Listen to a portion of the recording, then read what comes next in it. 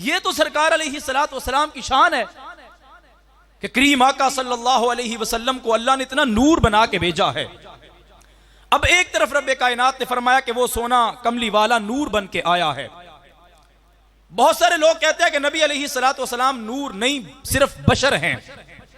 और कुरान पाक की आयत पेश करते हैं, अल्लाह ताला फरमाता है कुल इन्नमा अना बशरुम मिस्लुकुम, हबीब आप इनमें ऐलान कर दें, आप इनको बता दें कि मैं तुम्हारी तरह बशर हूं। तो लोग इस आयत करीमा को लेके सामने रखते हैं और कहते हैं कि देखो नबी पाक ने खुद फरमाया कि मैं भी तुम्हारी तरह बशर हूं, तो लिहाजा मानो कि नबी अलैहिस्सलाम नूर नहीं थे, वो बशर थे।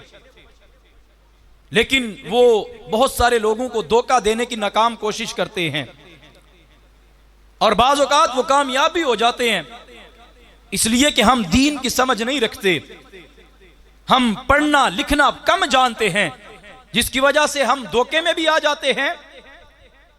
वो कहते हैं कि अल्लाह फरमाता है कि नबी बशर हैं, नबी पाक ने खुद ऐलान फरमाया मैं बशर हूं, तो आप क्यों नहीं मानते कि नबी पाक बशर हैं?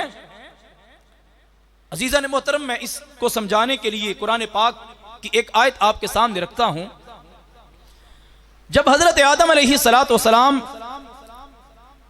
ने जन्नत का वो फल खाया जिस फल से रब्बे कायनात ने मना फरमाया था कि ए आदम वो फल आपने नहीं खाना, तो किसी हिकमत के तहत हजरत आदम अलैहिस्सलातु वस्सलाम ने उसको इस्तेमाल कर लिया। जब इस्तेमाल किया तो रब्बे कायनात ने फरमाया कि ए आदम तुम और तुम्हारी बीवी जमीन पे उतर जाओ, तुम्हारे लिए जमीन में सब कुछ है। अब हजरत आदम अलैहिस्सलातु वस्सलाम जमीन पे आए तो अल्लाह ताला की बारगाह में एक दुआ मांगते हैं। उस दुआ को अल्लाह ताला ने कुरान पाक में बयान फरमाया। अब वो दुआ क्या है? अल्लाह फरमाता है हजरत आदम अलैहिस्सलातु वस्सलाम अल्लाह की बारगाह में अर्ज करते रब्बना ज़लमना अनफुसना व इल्लम तगफिर लना व तरहमना लनकूनन्ना मिनल खासिरीन। अल्लाह का नबी अल्लाह की बारगाह में दुआ करता है, ए अल्लाह हमने अपनी जानों पे जुल्म किया, अपनी जानों पे जुल्म किया।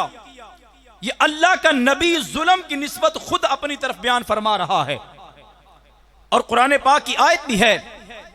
अब कोई बंदा अगर ये कहे कि ये भी कुरान की आयत है और अल्लाह के नबी ने खुद उसकी निस्बत अपनी तरफ की और जुल्म की निस्बत वो अल्लाह के नबी की तरफ करे, जब जुल्म की निस्बत अल्लाह के नबी की तरफ करेगा तो ईमान का जनाजा निकल जाएगा। ये कैसे हो सकता है कि अल्लाह का नबी जालिम हो? लेकिन अल्लाह के नबी ने खुद अपने बारे में कहा कि मैंने जुल्म किया। किसी उम्मती को हक नहीं पहुंचता कि वो हजरत आदम अलैहिस्सलातु वस्सलाम के बारे में ये गुफ्तगू करे कि वो जालिम थे, नऊज़ुबिल्लाह। इसलिए कि अदब का मकाम है। इसी तरह एक और आयत कुरान पाक में आती है, अल्लाह ताला ने फरमाया यदुल्लाहि फौqa अयदीहिम, अल्लाह का दस्ते कुदरत उनके हाथों के ऊपर है। अब यहां लफ्ज़ यद का अगर हम तर्जुमा करें तो हाथ बनता है, लेकिन यही यद जब अल्लाह की तरफ निस्बत की जाए तो उससे अल्लाह के हाथ मुराद नहीं लिए जाएंगे, बल्कि अदब की वजह से दस्ते कुदरत के नाम से याद किया जाएगा कि उनके हाथों के ऊपर उसका दस्ते कुदरत, इसलिए कि यह अदब का मकाम है, अल्लाह हाथों से पाक है।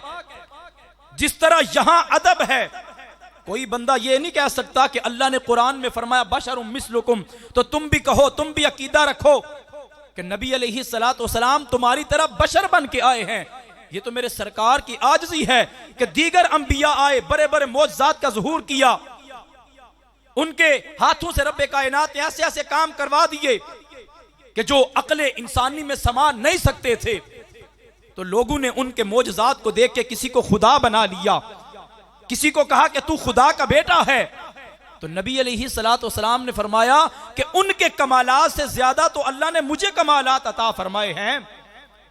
तो अगर उनके थोड़े मौजज़ात की तरफ देख के लोगों ने उनको अल्लाह कहा या अल्लाह का बेटा कहा, तो कहीं मेरे उम्मती मेरे कमालात देख के मुझे भी अल्लाह का बेटा ना तसव्वुर कर लें। इसलिए आजिज़ी के अंदर आके मेरे सरकार ने फरमाया इन्नमा अना बशरुम मिस्लुकुम, ए लोगो मुझे खुदा न समझना और खुदा का बेटा न समझना, अल्लाह ने मुझे भी तुम्हारी तरह बशर बना के भेजा है।